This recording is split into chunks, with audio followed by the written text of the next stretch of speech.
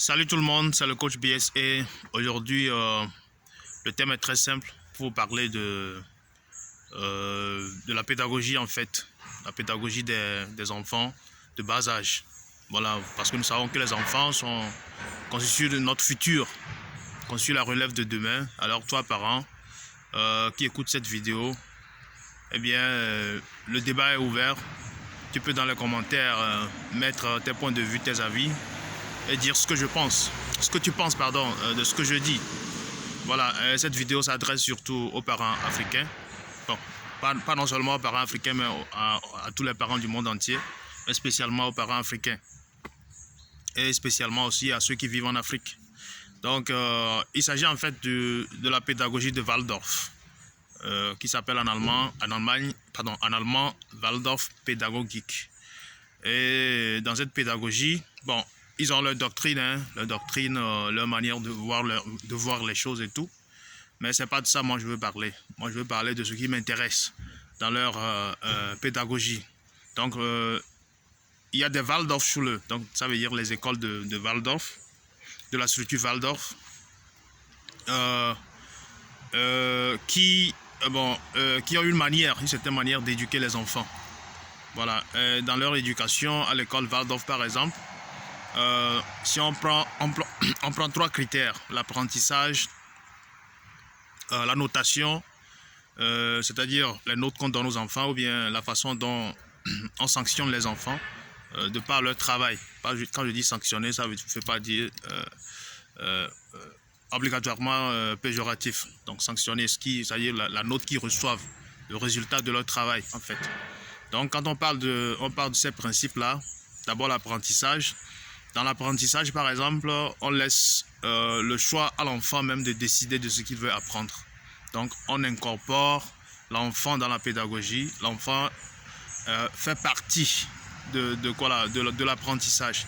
Il n'est pas juste là pour écouter l'enseignant parler, mais il est lui-même un membre actif, voilà, de ce qu'il apprend. Et donc, par exemple, à l'école de Waldorf, eh bien, on laisse l'enfant lui-même s'exprimer, dire ce qu'il veut faire, par exemple. Un enfant peut venir et dire je veux dessiner. On lui donne les crayons de couleur, on met à sa disposition tout ce dont il a besoin pour faire ce qu'il veut. Donc si l'enfant a des talents d'art, tout de suite on peut le déceler en lui. Ou bien, c'est pas si l'enfant a des talents d'architecture, on peut tout de suite le déceler en lui parce qu'on lui laisse le champ libre de s'exprimer, de mettre en exergue ce dont il a besoin, ce qu'il veut faire. Donc l'enfant, c'est lui-même qui décide de ce qu'il veut apprendre d'abord, avant que l'enseignant lui vienne maintenant l'accompagner progressivement dans son apprentissage. Et côté notation, bon, quand on donne par exemple un exercice à l'enfant, les enseignants de la structure Waldorf, eh bien, ils ne prennent pas trop en compte les notes. Par exemple, chez nous en Afrique, quand il y a par exemple un examen, on donne un examen à l'enfant, il compose et après on lui donne des notes. Et l'enfant, il se prend la tête: oh tiens, j'ai pas eu une bonne note, ou bien j'ai eu une bonne note, ou bien ceux qui n'ont pas pu réussir dans cette note-là, avoir une bonne note, ils se prennent la tête, ils ont des soucis, etc. Non, dans la société Waldorf, ça ne se passe pas comme ça. On ne donne pas de note à l'enfant. Vous voyez, donc on ne dit pas non, tu as tu as 2 sur 20 par exemple. Bon, ici en Allemagne, il y a la manière de noter les enfants aussi quand même qui est différente de ce qui se fait en Afrique. Donc, on dit à l'enfant, eh bien, excusez-moi. Voilà. Donc, on dit à l'enfant: tu as bien travaillé, ou bien bon, tu peux mieux faire, etc. pour l'encourager à faire davantage. Et même s'il a une mauvaise note, ça ne gâte rien. On le laisse quand même travailler, on le laisse faire ce qu'il veut. Est-ce que vous voyez? Donc, l'enfant, en résumé, l'enfant fait partie intégrante de son apprentissage. L'enfant, on le laisse s'exprimer. voilà, mettre voilà, à nu ce qu'il veut apprendre, ce qu'il veut faire et tout. Donc c'est un peu résumé, voilà. Voilà la pédagogie de Waldorf. Voilà, donc bon, moi j'ai juste dit ce que je sais là-dessus. Si quelqu'un en sait davantage, ben, priez de le mettre dans les commentaires ou bien de me le dire. Donc on est ici pour apprendre de l'un de l'autre. Donc c'est un peu ça. Bon, je voudrais parler aussi de la pédagogie de Maria Montessori. Maria Montessori, c'est une pédagogue en fait. J'ai déjà vu au Ghana des écoles de Maria Montessori.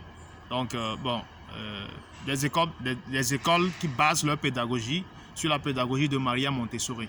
Bon, qu'est-ce que Maria Montessori, lui, elle propose, elle dit que l'enfant, elle a une structure intérieure. Une structure intérieure de laquelle il faut partir pour maintenant promouvoir son développement. Eh bien, il se base sur cette structure intérieure. Donc, par exemple, Maria Montessori dit, l'enfant, par exemple, les Allemands, ils mettent beaucoup plus l'accent sur le jeu de l'enfant. Parce que c'est dans le jeu, c'est quand l'enfant joue, c'est là qu'il apprend beaucoup de choses.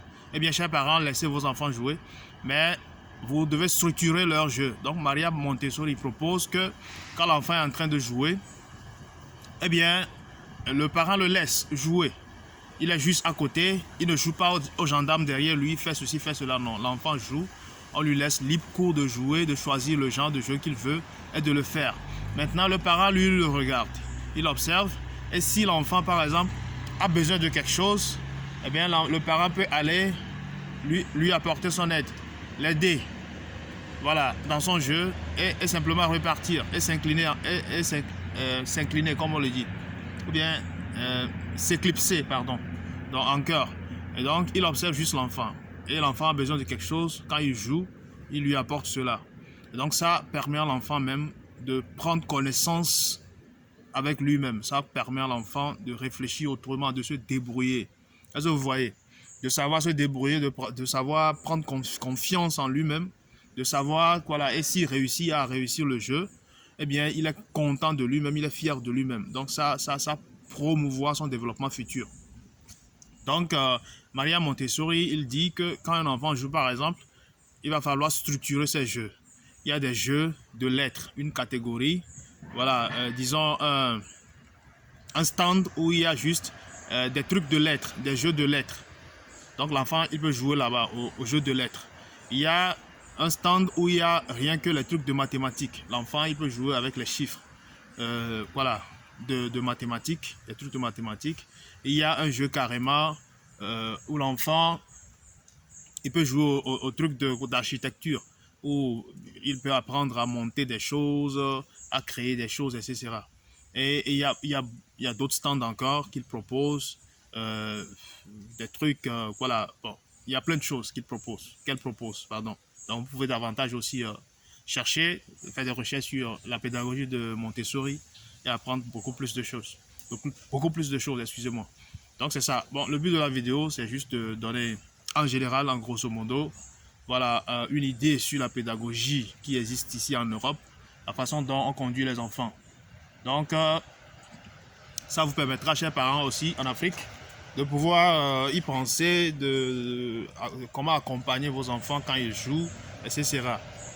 Donc, c'est ça. En résumé, quand il s'agit de la pédagogie de Waldorf, vous pouvez rechercher, hein, ils ont leur voilà, idéologie et tout. Moi, ça ne m'intéresse pas. C'est la pédagogie qui m'intéresse, où on laisse l'enfant choisir même ce qu'il veut faire. Voilà. Et donc là-bas, vous allez voir qu'on ne met pas trop l'accent sur les résultats de l'enfant. Oh, toi, tu as eu une bonne note. Oh, toi, tu n'as pas eu une bonne note. Non, ce n'est pas ça l'important. L'important, c'est que l'enfant participe, l'enfant décide lui-même de ce qu'il veut faire et qu'on mette, voilà, et qu'on titille ou bien qu'on secoue quelque chose en l'enfant pour qu'il puisse ressortir de lui son génie qui est en lui. Donc, bon, c'est un peu ça la vidéo. Mettez vos commentaires. Eh bien, on est là ensemble pour apprendre l'un de l'autre. Et n'oubliez pas de liker, de partager à tous les parents. Voilà, que dans le monde entier. Et surtout, je m'adresse aux parents africains. Alors, mettez-moi beaucoup plus de quoi là. Bon, je m'arrête ici pour le moment pour ne plus trop bavarder. Alors, merci de suivre la vidéo, merci de liker, de partager. C'était Doji le boss. Alors, ciao, ciao, à la prochaine.